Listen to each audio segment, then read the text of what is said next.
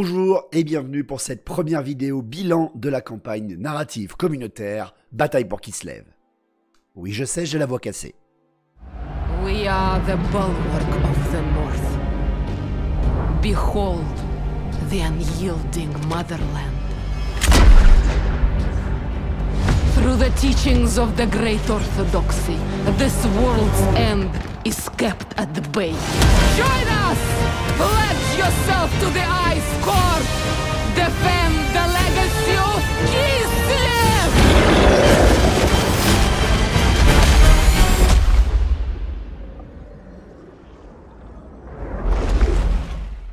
30 jours de campagne, plus de 1200 joueurs inscrits dans 12 pays et déjà 638 batailles jouées.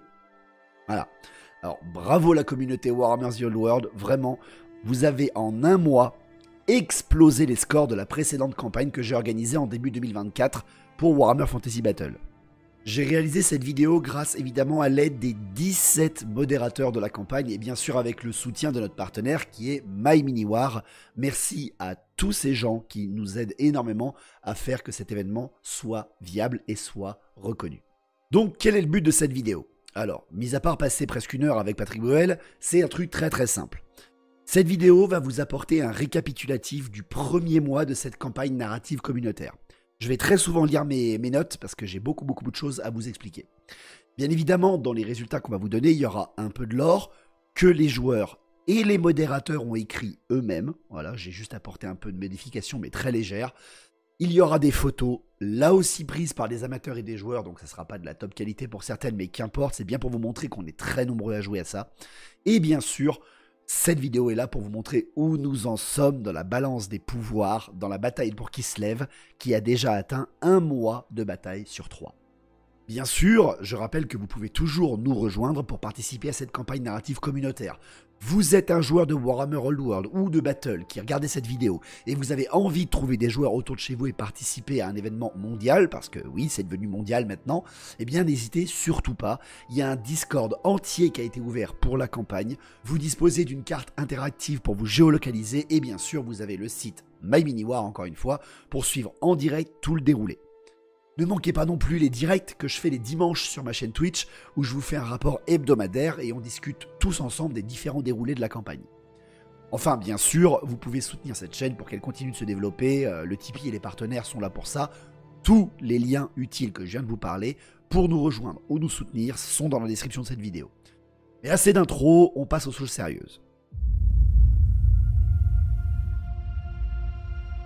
Alors, tout d'abord, un point sur les différentes armées qui participent à l'échelle globale de cette campagne.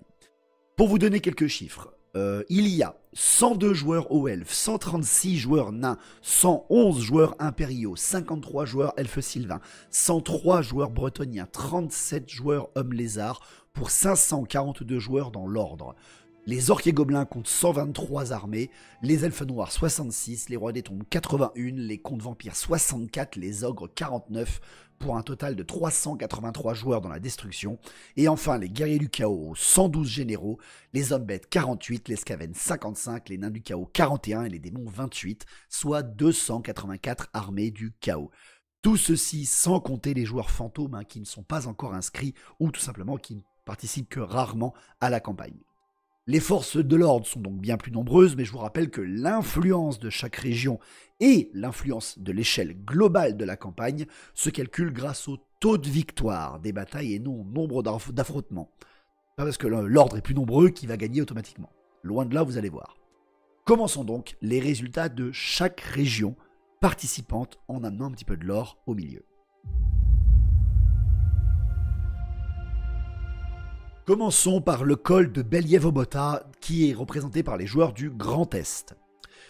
Je débute avec cette région qui est protégée par le général Vassili, car c'est bien du nord que vient la menace. Son rapport fait état d'un grand rassemblement de hordes chaotiques qui ont été menées par des assauts Skaven impressionnants dès le début des affrontements. Les chefs de 4 de ces hordes ont été identifiés. Uskrich le Gris, Skor le Pesteux, Skrigit le Dos d'Acier et Rikik la Fuite. Les assauts surprises des hommes rats ont pris au dépourvu les défenseurs locaux et ont ouvert l'accès à des hordes chaotiques monstrueuses. 4 bandes de guerriers du chaos, commandées par la Valkyrie Arnild ou Tugrum Bey, ont ainsi traversé la route du col pour s'en prendre à Kislev. Pour rajouter toujours plus de combats, des attroupements de forces de la destruction ont été répertoriés sur place. Les armées de Necrosan, le roi exilé, Selen von Drakenhart, du maître Danot Malanour, ainsi que les Wag, Katzbir, Rock et Snavrok ont profité de l'assaut chaotique pour interférer sur le territoire. Le général Vassili n'a cependant pas combattu seul durant tout cet hiver. Arrivés avant même les premiers assauts des armées elfiques, sous les ordres de généraux comme Sovalidas, Théa, Voralva, Galarion et Vorondil, ainsi que des troncs nains sous la tutelle du roi Calador, du forgeron Zamril et des Tann Kragut et Eldir, ont tenté par tous les moyens de freiner les attaques ennemies au prix de terribles pertes. Malgré cela, les forces chaotiques n'ont pu qu'être ralenties dans leur percée. Des renforts provenant de l'Empire et de Bretonie ainsi que des armées d'humanoïdes à peau écailleuse font leur apparition non loin de Volsgrad depuis quelques jours. Le général Vassili espère ainsi rétablir la situation à son avantage, mais les rapports des éclaireurs ne sont pas glorieux. Des troupes d'Awizar, démoniaques, bestiales ont été signalées passant le col, utilisant la voie ouverte par la première vague de chaotiques. Les forces de l'ordre vont tout faire pour tenir le flanc nord-est du Kislev, mais l'affaire semble mal engagée. Le général Vassili ne lâchera cependant rien. Il est prêt même à accroître les attaques et les combats pour attirer sur les chaotiques les forces de la destruction environnante pour laisser ses ennemis s'entretuer. Sa première cible sera certainement le clan Skaven Kark, qui a mené de terribles assauts sur tous les belligérants et qui semble pour l'instant invaincu. Sa missive se termine par un dernier rapport. Depuis quelques jours, d'étranges panaches de fumée brumeuse sont apparus partout dans le col de Believobota. Même les archimages elfiques ignorent leurs origines et tous s'inquiètent de ce présage. Volsgrad et ses alliés tiendront le plus longtemps possible, mais le général Vassili confirme que le chaos avance droit sur Kislev et que cet assaut risque de pulvériser le monde entier s'il n'est pas stoppé. Ça, c'est le passage lore. Pour vous donner un peu plus de scoring, il y a eu 60 batailles pour 95 joueurs inscrits dans le Grand Est depuis 30 jours. Les forces de la destruction ont obtenu un score de 39% de victoire, 47% de victoire pour l'ordre et 74% de victoire pour le chaos, ce qui fait que la région du col de Believobota et du Grand Est sont dominées par le chaos pour la première région de cette campagne. Je passe ensuite au mot Goromantnid, autrement dit à la région Hauts-de-France. On continue donc avec le nord et on découvre ensemble le rapport du Tann Gregar Hammer et de Kraka Ravensvac. Dans les monts Goromantni, la guerre fait rage.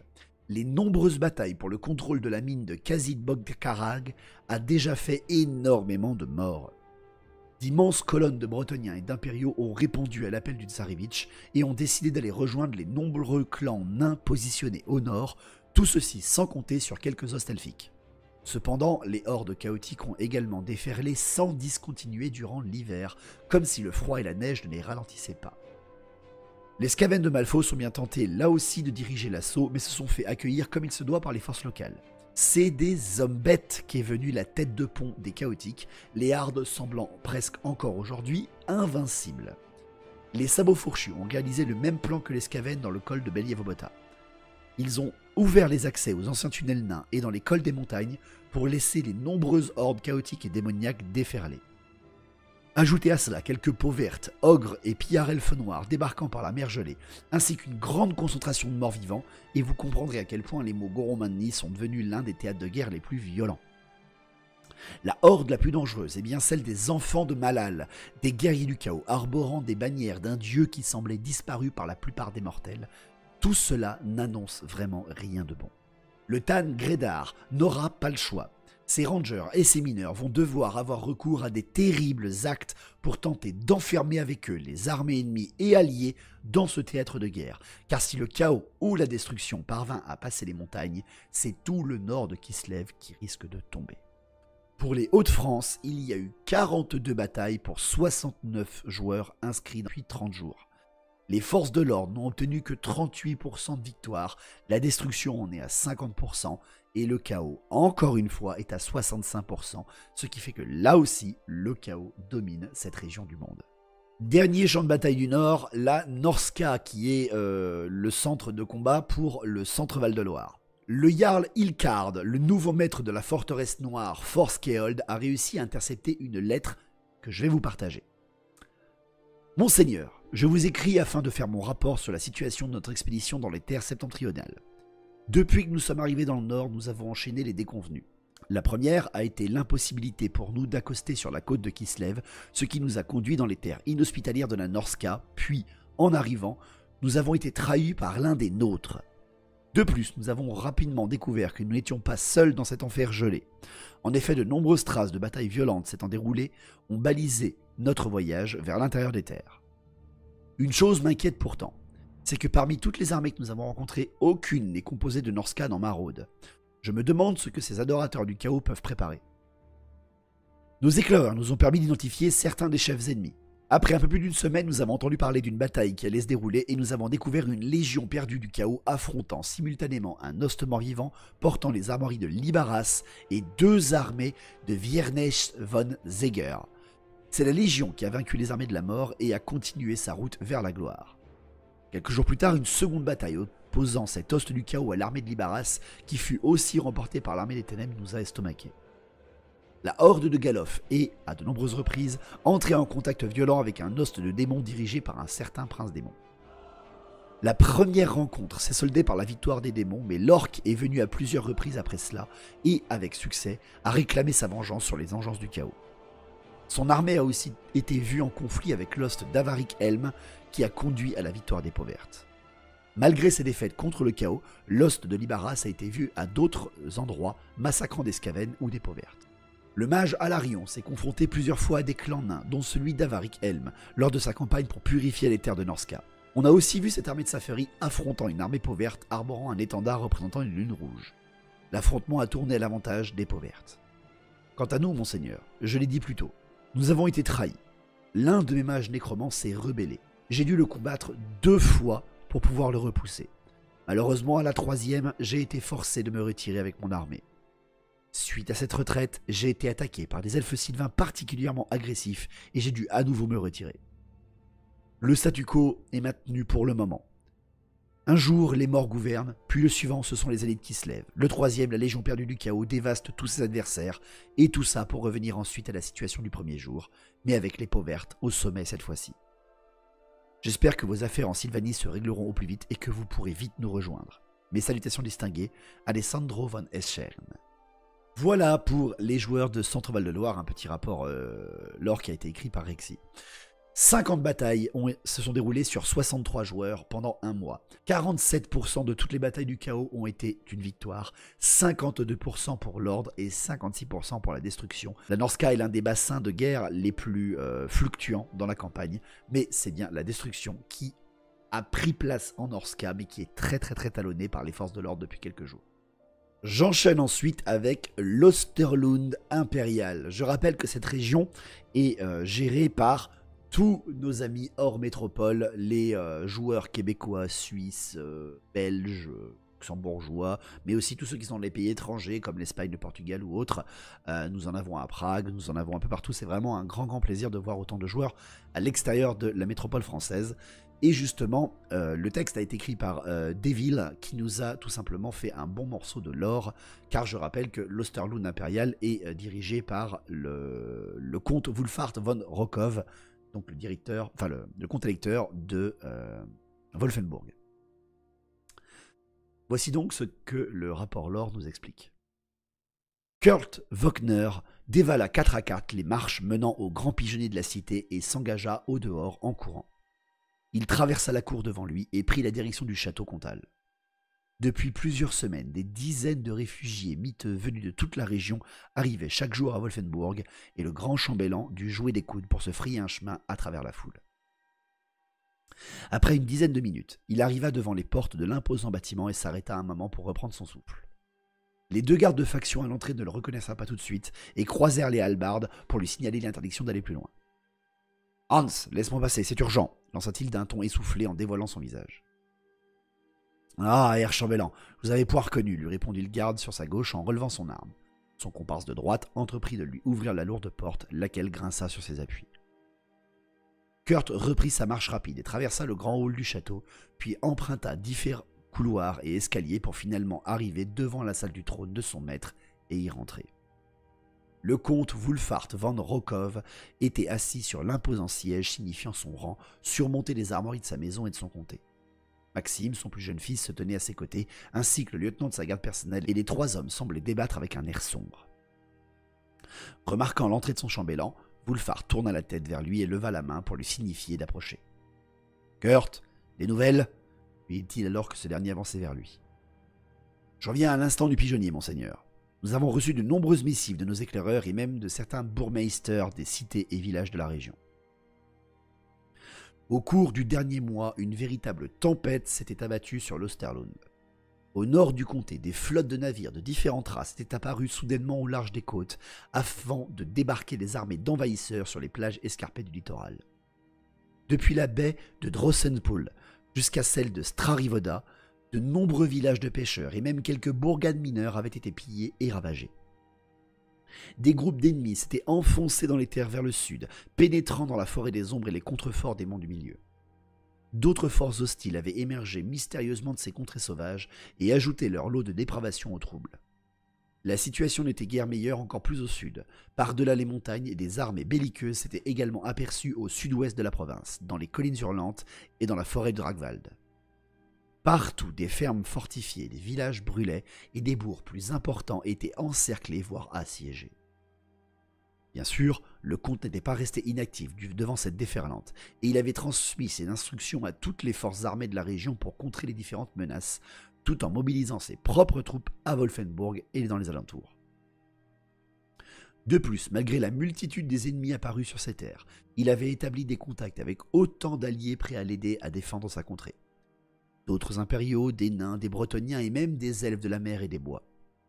Des armées amies marchaient donc dans l'Osterlund depuis toutes les directions avec sa bénédiction. Ainsi, des dizaines d'escarmouches et de batailles plus importantes s'étaient déroulées au fil des jours, tantôt à l'avantage des impériaux, tantôt à celui des sbires des dieux sombres ou des envahisseurs sauvages.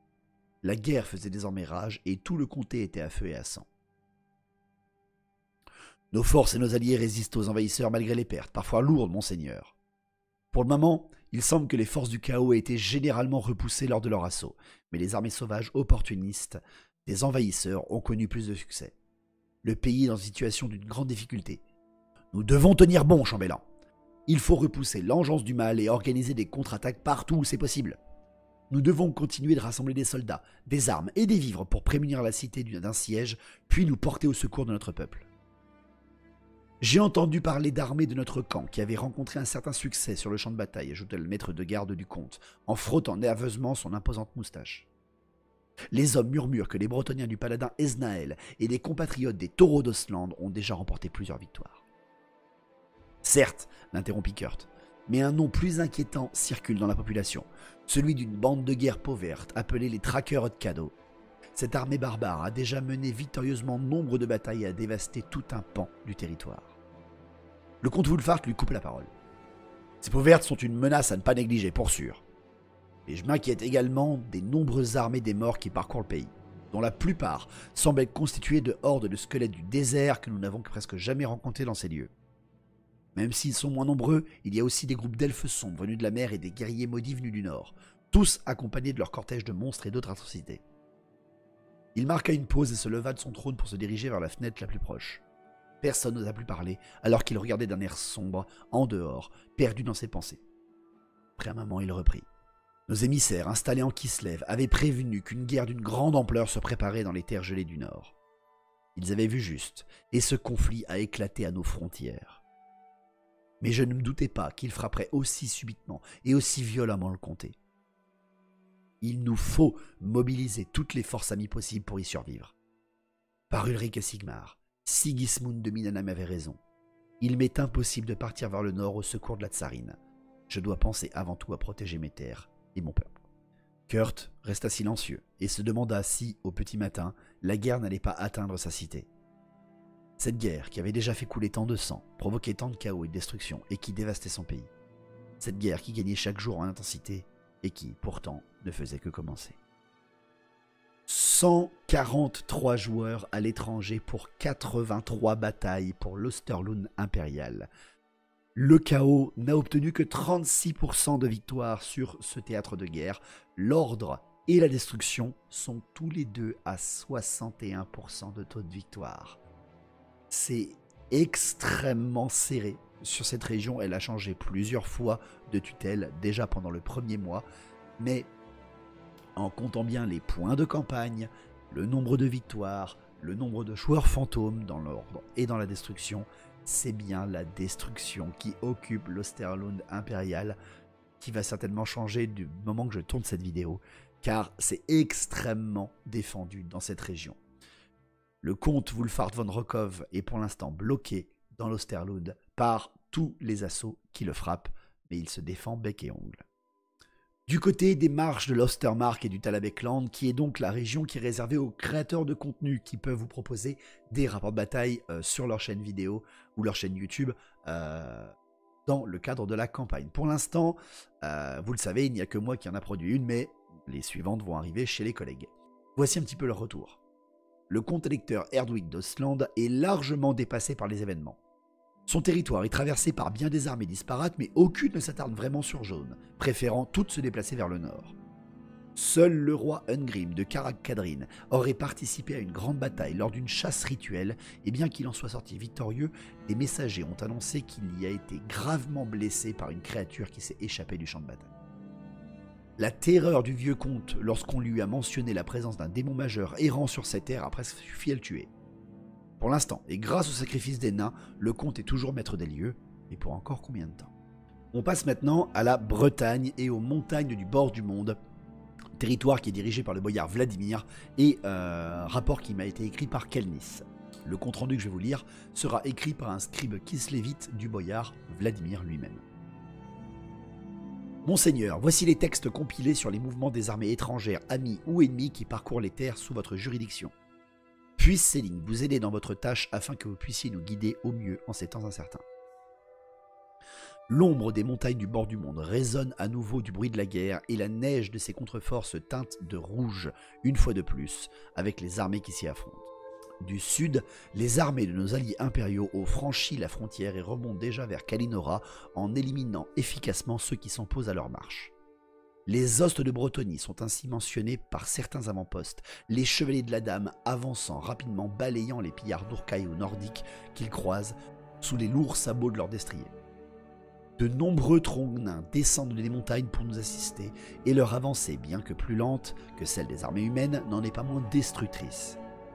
Dans leur sillage, de nombreux ennemis gisent brisés et plusieurs pages de leur livre des rancunes ont été complètement rayées par Torgenvars ou Grisdal. Il est aussi fait mention de nains plus étranges, menés par un Tan nommé Arkun Shobdor, remontant le Tobol inférieur et qui aurait écrasé plusieurs bandes d'orques et de morts-vivants avant d'arriver à la source de l'ours noir. De nombreuses bandes de guerre elfes sylvains arpentent les bois, cherchant quelque chose ou quelqu'un qu'eux seuls connaissent. Mais sous la cime des conifères, les affrontements tournent peu souvent à leur avantage, cédant du terrain face aux orques, mais récemment, la traque noire de Modrin a vaincu une immense harde d'hommes-bêtes dans les bois de Kalinora. Des seigneurs hauts elfes auraient été aperçus, mais nous en avons perdu la trace. Se distinguant en battant une armée de rois des tombes, les Assours ont battu en retraite à un endroit inconnu après avoir été étripés par une horde de morts-vivants menée par la vampire nommée Carolina, puis à nouveau battus par le boss orc Gwigork. Les peaux vertes affluent en masse, attirées par les feux de la guerre depuis les montagnes du bord du monde. De nombreuses bandes ont été arrêtées au prix de nombreux sacrifices. Néanmoins, 2 bandes en particulier sont à mentionner. Celle du boss Gwigork, encore invaincu, et qui a déjà écrasé de nombreuses armées de l'ordre, mais aussi quelques-unes de la destruction et du chaos. L'autre est la bande de Gorbat Pointe de Fer, elle aussi lancée sur une piste de destruction incontrôlée, et dont de nombreux elfes sylvains ont fait les frais. De l'Est, d'immenses cohortes de revenants menés par des vampires inféodés à Neferata ont aussi émergé. Leurs rangs ont vaincu beaucoup de ceux qui se dressaient contre eux, et les montagnes semblent vomir ces engeances de la nuit de façon irrésistible. Des dynasties oubliées ont de nouveau émergé dans les terres de Kalinora, et bien que leurs armées soient nombreuses, ils n'ont pas encore pris le dessus sur leurs ennemis.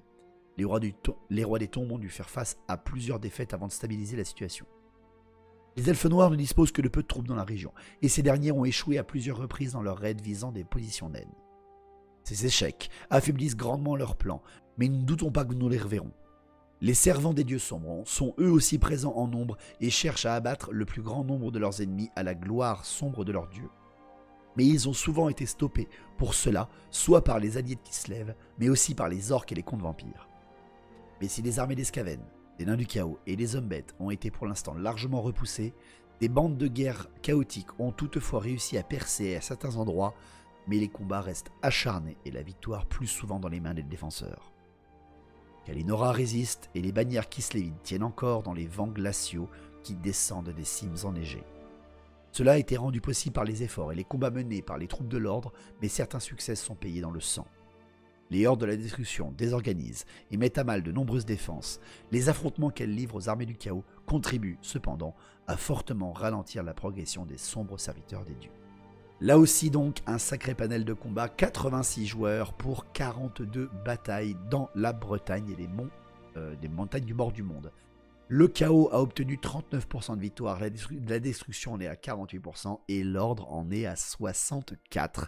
Nous sommes donc dans la première région où l'ordre domine plutôt efficacement la région des montagnes du bord du monde et donc le flanc sud-est de Kislev. Je vais donc ensuite passer aux terres sombres qui sont dominées et défendues par les pays de la Loire.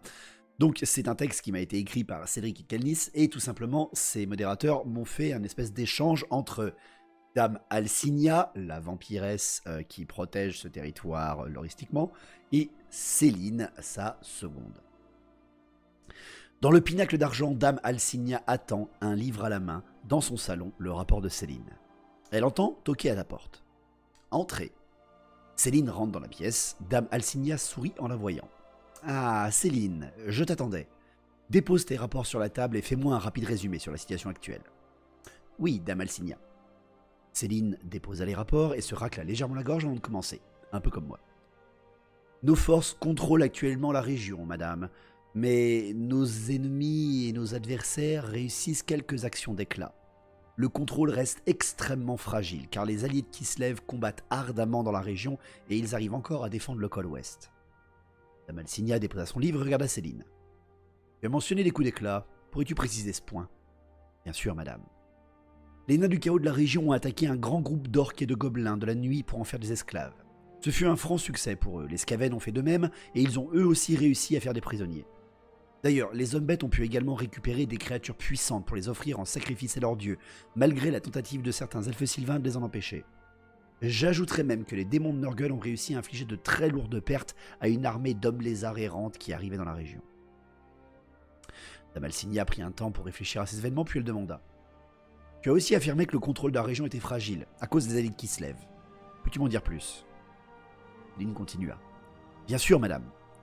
Un clan nain garde les passages du col de la montagne. Il a réussi à repousser les 2 premières attaques d'envergure. La première était menée par des peaux vertes et la deuxième par des Skaven. Mais il a dernièrement été obligé de se replier dans sa forteresse suite à une attaque particulièrement violente d'une Wag Orc. Concernant les 3 armées de l'Empire venues en renfort, l'une de ces armées, menée par le général Babar, est visiblement à la poursuite de l'armée de dragons de sang du général Epimae. Elle a d'abord empêché de prendre le contrôle d'un ancien portail avant de poursuivre et d'affronter à nouveau, en pleine campagne, les dragons de sang. L'autre armée, menée par le général Friedrich, si mes renseignements sont exacts, a vaincu 3 armées de gobelins de la nuit depuis qu'il a installé son avant-poste dans la région.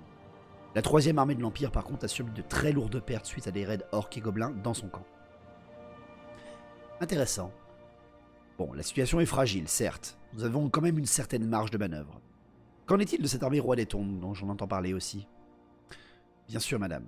Les Skaven que nous avions envoyés pour perturber leur rituel, malheureusement, ont échoué. De même que l'armée de l'Empire, que nous avions changé de chemin de patrouille pour qu'ils s'y croisent.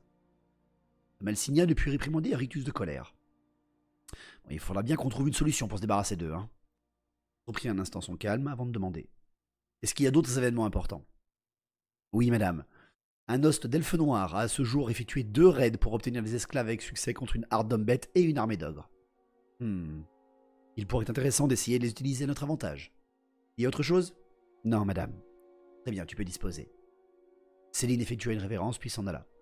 Dame Alcinia resta pensive, consulta les rapports, réfléchit.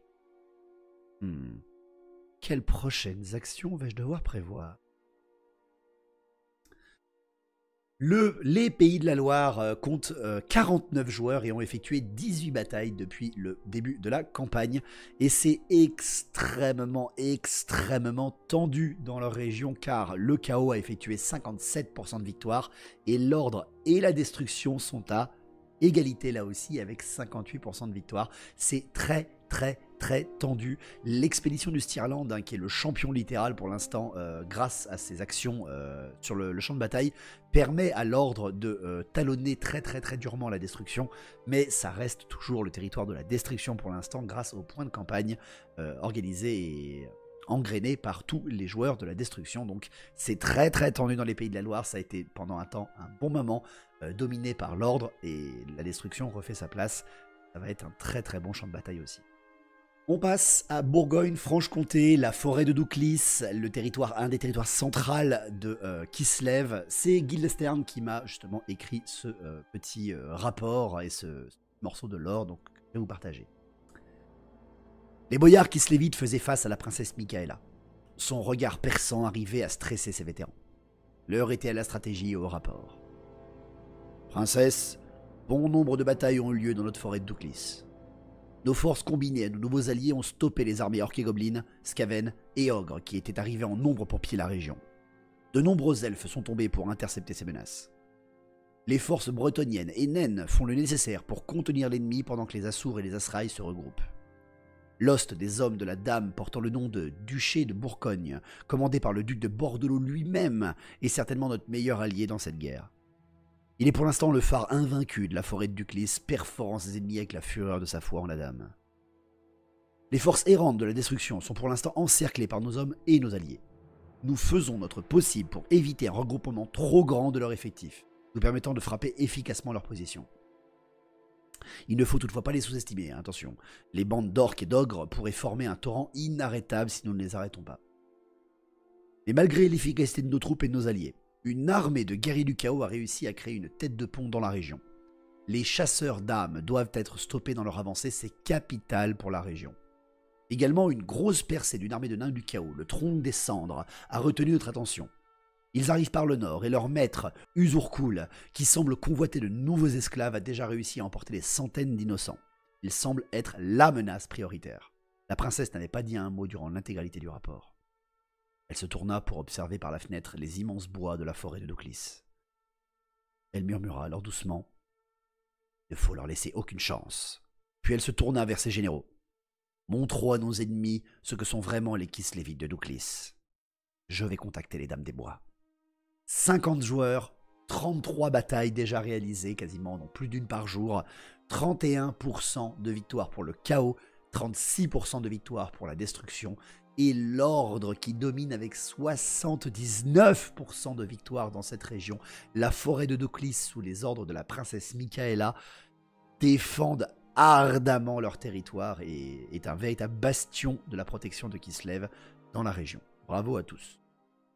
On passe ensuite à l'Île-de-France, l'un des bassins qui compte le plus de joueurs sur toute cette campagne, avec un texte écrit par notre cher Gepatpo, le vendu aux dieux sombres. Le tsarevitch Alexis a fait porter des messages partout dans le vieux monde pour alerter les dangers qui grondent en Kislev. Les vents de magie résonnent cette fois d'une lueur d'empreinte d'une aura ténébreuse. Appelés à travers le continent à la recherche de gloire, de justice, de rédemption, de richesse ou de bataille, les capitaines et les généraux du vieux monde se massent en oblast du sud. Point stratégique de l'économie agricole de Kislev, mais également foyer de la capitale, c'est ici sans nul doute que se jouera une partie majeure de la bataille pour Kislev. Et le vent du nord se lève.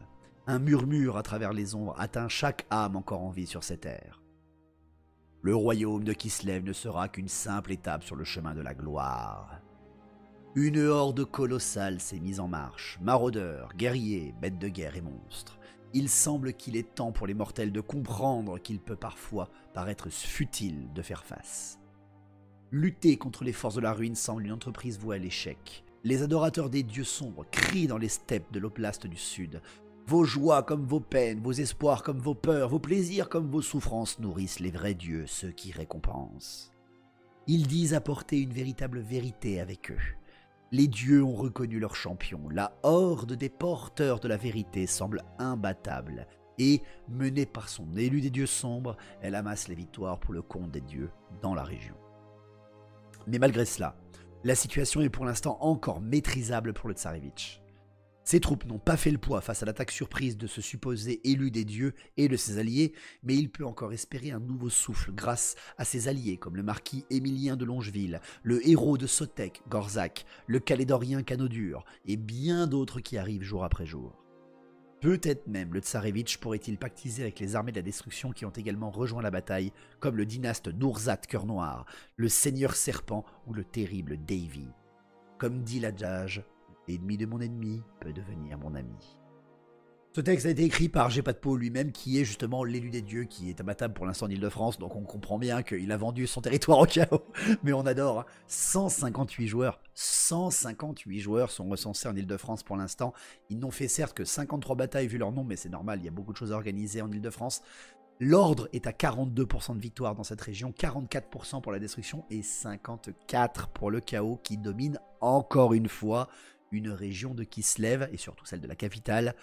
Il va falloir que les forces de l'ordre et de la destruction commencent un petit peu à ralentir ce chaos, sinon Kislev risque d'être ravagé par les puissances de la ruine. Je passe ensuite à l'Occitanie avec l'oblast de l'Ouest qui est lui aussi collé à celui de l'Île-de-France. Dans l'oblast de l'Ouest, Dame Anna Dinkodevna nous rapporte que plus d'une centaine d'os de tous horizons se sont rassemblés sur son territoire. Arrivant par d'anciens souterrains oubliés ou par les routes du sud et de l'ouest, toutes les armées présentes ne sont pas encore rentrées au cœur du combat, attendant le moment opportun pour frapper. Après les premiers échanges, les forces obscures du chaos ont rapidement pris le dessus, grâce à de grandes armées largement composées de guerriers du chaos. Et petit à petit, les forces de l'ordre parviennent à reprendre le dessus. Les nains du chaos de Mordrek l'esclavagiste et les démons du chaos de Moro restent encore aujourd'hui toujours invaincus malheureusement. Les alliés de la dame Dinkodevna sont principalement impériaux et bretoniens. Les acteurs principaux de la défense locale sont un régiment impérial sous les ordres du duc Arminius et une certaine croisade éternelle bretonienne.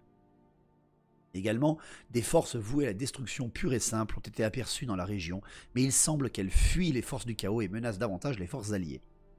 Fortement mis en déroute, ils n'ont représenté qu'une menace temporaire pour l'instant. Mais toujours à l'affût, ces armées, telles que les elfes noirs de Dicite Ossibreaker et les ogres broyeurs de noir, ne cessent d'harceler les Kislevites et leurs alliés. L'oblast de l'Ouest est durement défendu et semble légèrement ployé sous les assauts chaotiques, et rien n'est encore joué. Dame Anna a bien des relations à contacter. 106 joueurs en Occitanie, assez incroyable, 45 batailles déjà réalisées. La destruction est dominée pour l'instant avec seulement 38% de résultats de victoire. L'ordre est à 48% et le chaos encore et toujours le chaos à 59% de taux de victoire. Le chaos domine également encore une fois cette région. Ça commence à faire beaucoup. Du côté de la Nouvelle-Aquitaine avec la baie de Strarivoda, l'un des théâtres de guerre les plus disputés de toute cette campagne. Depuis l'hiver, les forces du chaos subissent les attaques des serviteurs de la ruine ainsi que les opportunistes de la destruction. Chacun des camps fait en sorte de donner la victoire à son camp. Erengrad, gangréné par la luxure et l'argent, est sous le joug d'une main de fer qui est frère Egbert, qui tente de nettoyer cette corruption insidieuse. Mais tout cela entraîne des suspicions au sein même des plus hautes sphères comme les états-majors des différentes armées en présence. Heureusement pour les Kislevites, les troncs nains présents sont lourdement positionnés et tentent d'enrayer la marche funèbre des armées ennemies dans la baie de Strarivoda et d'Erengrad. Mais malgré la ténacité des nains, l'atmosphère anxiogène de cette cité permet aux forces de la destruction et du chaos d'avoir le champ libre pour avancer leurs pièces. Des hardes bestiales sortent des bois de Grovod avec une faim sans limite. On a pu voir des minotaures aux côtés de dragons ogres et même certains parlent de créatures plus abjectes, plus terribles comme des gorgons ou pires à leur côté. Les grandes hordes d'orques et de gobelins déferlent partout, détruisant tout sur leur passage. Les elfes noirs remplissent des arches maudites d'esclaves au regard éteint. Il semblerait même qu'un vampire ait été aperçu sur différents champs de bataille avec son armée de morts-vivants. On parle même de certaines créatures encore plus vieilles venues de la lointaine Khemri. Ajoutez à cela la recrudescence des forces chaotiques navales arrivant de l'ouest et les raids envoyés par leurs alliés à l'est, ceci est difficile. Cependant, d'autres forces sont entrées en jeu dernièrement. Bretoniens, impériaux, hommes lézards, nains et elfes, comme les nobles messagers de la Tour Blanche, se battent aux côtés des Kislevites, comme des lions. Ces renforts vont-ils faire enfin basculer la balance? Seul l'avenir nous le dira. La destruction mène pour l'instant en maître, et le siège du port de Gospodar a commencé. Espérons que frère Egbert en aura bientôt fini avec sa purge interne d'Erengrad, avant qu'il ne soit trop tard. 98 joueurs en Nouvelle-Aquitaine, un sacré panel de joueurs, là aussi 48 batailles déjà réalisées, et là aussi tout est à couteau tiré. L'ordre malheureusement est dominé avec 35% de taux de victoire, le chaos en est à 52 et la destruction est à 54, ce qui fait que là aussi la destruction au-delà des forces du chaos et des forces de l'ordre domine la région vitale d'Erengrad dans notre petit passage de cette campagne. Donc c'est tendu, c'est très tendu, mais on adore, hein, on adore. Je passe ensuite à la Normandie, à la Terre des Trolls. Terre des Trolls qui a eu un grand changement il y a à peu près une semaine dans l'influence de région.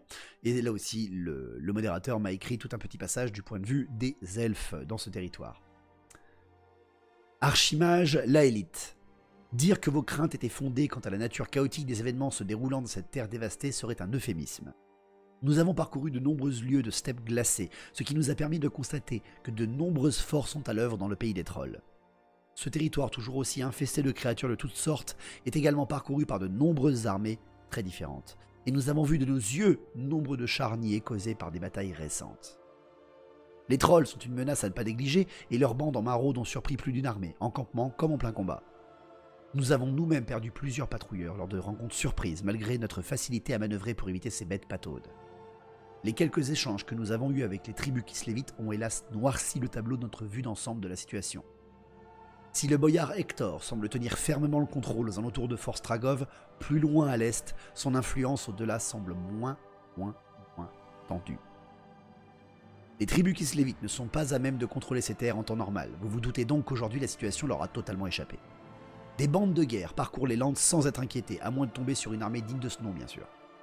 Nous avons identifié plusieurs de celles-ci qui affrontent vaillamment ces hordes du chaos et de la destruction. Il est difficile de dire qui contrôle vraiment la région, mais je me risquerai à affirmer ceci. Les forces du chaos ont un léger avantage pour le moment, pas forcément par leur nombre, mais par leur terrible victoire. Des rares survivants que nous avons croisés sont ressortis les noms de quelques généraux ou quelques armées redoutables. Le clan d'Aiash, le clan Fourbe-Griffe, l'ost de l'extase d'agonie. Fort heureusement, une wag orc semble également rôder dans la région et a servi de souffre-douleur à ses armées, ce qui arrange nos affaires pour le moment. Mais sans mauvais jeu de mots, le risque d'un effet boule de neige qui attirerait toujours plus de maraudeurs, barbares et autres abominations est indéniable. Vous aviez raison, Archimage, nous avons bien fait de venir. La élite serrait le rapport d'une main blanchie, tant par la neige que par la froide colère qui l'habitait. Les squads de patrouilleurs illériens gisaient non loin de là, leur corps à demi recouverts par la neige. Les carreaux d'arbalètes à répétition restaient, eux, bien visibles. Leur empennage noir et la précision des tirs qui avaient raison de l'escouade ne laissaient aucun doute quant aux auteurs de l'attaque. Même les infâmes d'Urkai avaient pénétré dans le pays des trolls. Mauvaise nouvelle de plus. Votre message vous est parvenu, mes frères illériens. Il ne restera pas lettre morte, et je vous vengerai plus tard. D'un geste de la main, la élite fit signe à la patrouille de l'aube. D'un geste de la main, la élite fit signe à la patrouille de l'aube émeraude qu'il était temps de reprendre la marche. D'autres épreuves les attendaient. 68 joueurs en Normandie, 29 batailles déjà réalisées, et là aussi tout est à couteau tiré, 47% de résultats positifs pour la destruction, 61 pour l'ordre et 64 pour le chaos.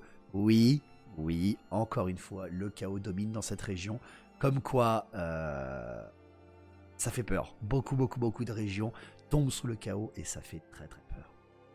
Je passe après à nos amis de Provence-Alpes-Côte d'Azur et de la Corse, dans l'oblast du Nord.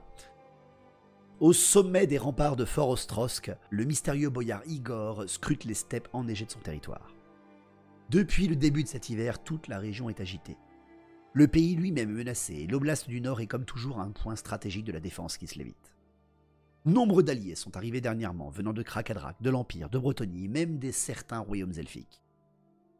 Ces renforts pour les kislévites ont été grandement utiles car la recrudescence des attaques pauvertes, mort-vivantes, d'Urkai et chaotiques est inquiétante. Cependant, fort de son savoir, le boyard a parfaitement placé ses armées.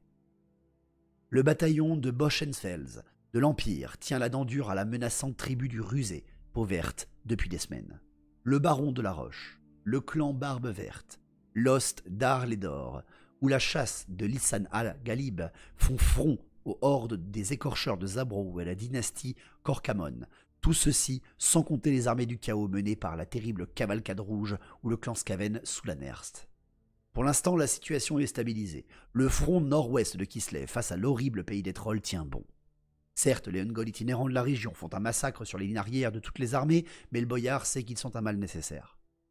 Il ne faudra pas se relâcher. De bien sombres présages arrivent des positions voisines.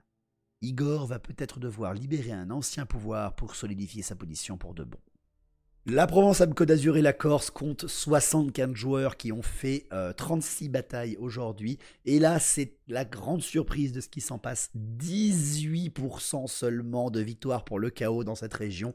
41% pour la destruction et le reste est dominé par 61% de victoires pour les factions de l'ordre. Cette région se défend donc ardemment pour cet avant-dernier rapport que je voulais vous partager. Et on va terminer bien évidemment par l'Oblast de l'Est, c'est-à-dire ma région, l'Auvergne-Rhône-Alpes. Cela fait des semaines que la bataille de Lidkodevna avait eu lieu. L'Oblast de l'Est est désormais le théâtre d'une guerre sans aucune pitié où les belligérants des forces du chaos, de la destruction et de l'ordre s'affrontent jusqu'à la mort.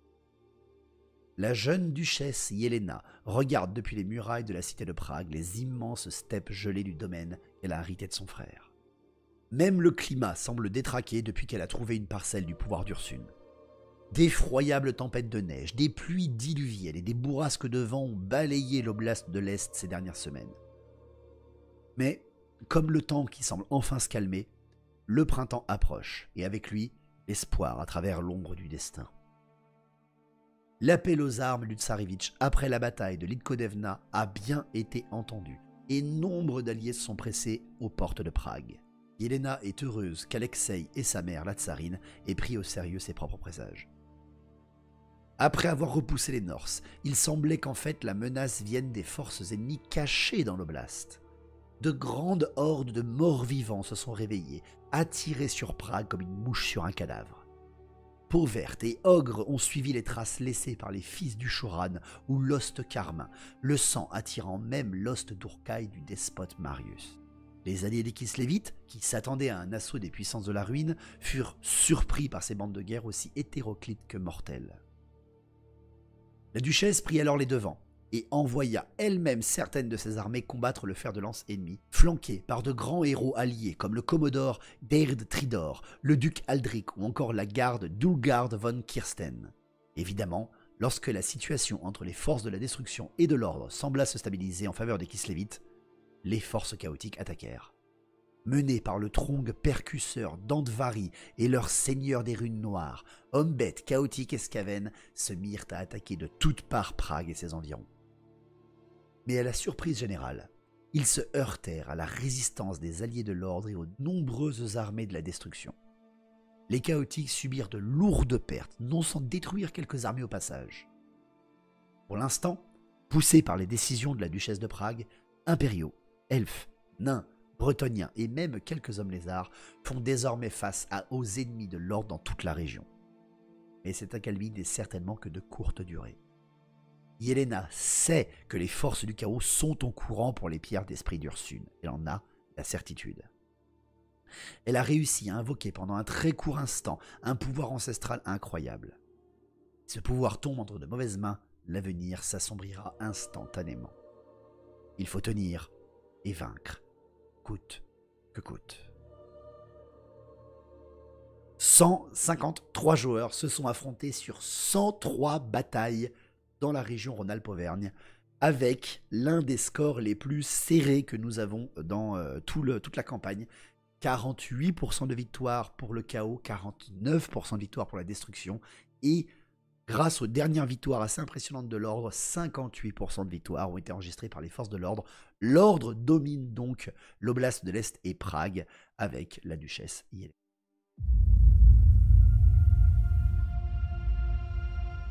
Voilà donc les résumés de chaque région. Je suis vraiment désolé, mais j'ai voulu enregistrer cet épisode le 30 janvier pour que vous l'ayez en temps et en heure, malgré ma voix cassée. Donc je suis encore désolé si ça vous a pas très bien plu d'avoir ma voix comme ça. Ça ira mieux, j'espère, en fin février.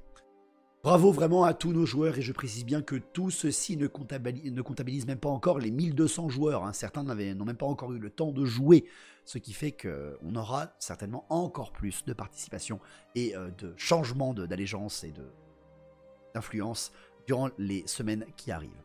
Pas d'inquiétude, la campagne 2025 Bataille pour Kislev vient juste de commencer. Encore une fois, ce n'est que le premier mois sur 3 mois entiers. Vous n'avez pas encore joué, vous souhaitez nous rejoindre, eh ben, n'hésitez surtout pas à vous lancer dans l'aventure avec nous. Vous rencontrerez des amis pour pouvoir jouer à votre jeu favori. Pour terminer tout ça, faisons le bilan du premier mois à l'échelle globale. Parce que là, pour l'instant, je vous ai parlé que de chaque région. Mais où est-ce qu'on en est en termes de stats total, hein? Est-ce que vraiment le chaos domine complètement? Est-ce que la destruction garde un peu son jeu? Est-ce que l'ordre tient bon? Sur ces 30 premiers jours de campagne, les forces de la destruction ont participé à 349 batailles et ont un taux de victoire tout à fait respectable de 50%. Les forces du chaos, quant à elles, ont réalisé 265 batailles, donc finalement ils ont fait moins de batailles et donc engrangé moins pour l'instant de points de victoire, mais n'oublions pas que c'est le taux de victoire qui compte. Et eux, leur taux de victoire n'est pas à 50%, mais il est à 51%. Il est vraiment à un petit point de plus que les forces de la destruction, et qu'elles se talonnent l'une l'autre. Enfin, les forces de l'ordre, avec 421 batailles inscrites et réalisées durant les 30 premiers jours de la campagne, eh bien, ils dominent difficilement les autres avec 54% de victoire. Les assauts du chaos et de la destruction ont commencé cette guerre. Face à eux se dresse la résistance de Kislev et de ses alliés. L'avenir incertain, l'ombre menace jour.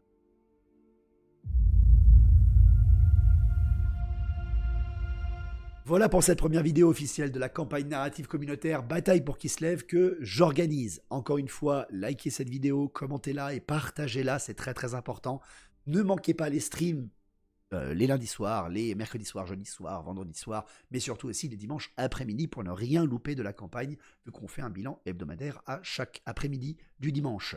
N'hésitez pas aussi à en parler autour de vous et à faire grandir nos rangs, à rassembler toujours plus de curieux ou de joueurs dans notre campagne. Warhammer The Old World, hein, c'est le jeu pour moi en expansion chez Games Workshop. C'est l'année de Warhammer The Old World. On a eu une très bonne année 2024, on en aura une très bonne 2025, croyez-le. Et les joueurs passionnés sont au rendez-vous. En un mois, on a explosé la campagne que j'ai faite l'année dernière sur 3. L'avenir, bon, il est radieux. Merci à tous, merci. À bientôt, j'espère, avec une meilleure voix. Kislev est toujours debout pour l'instant.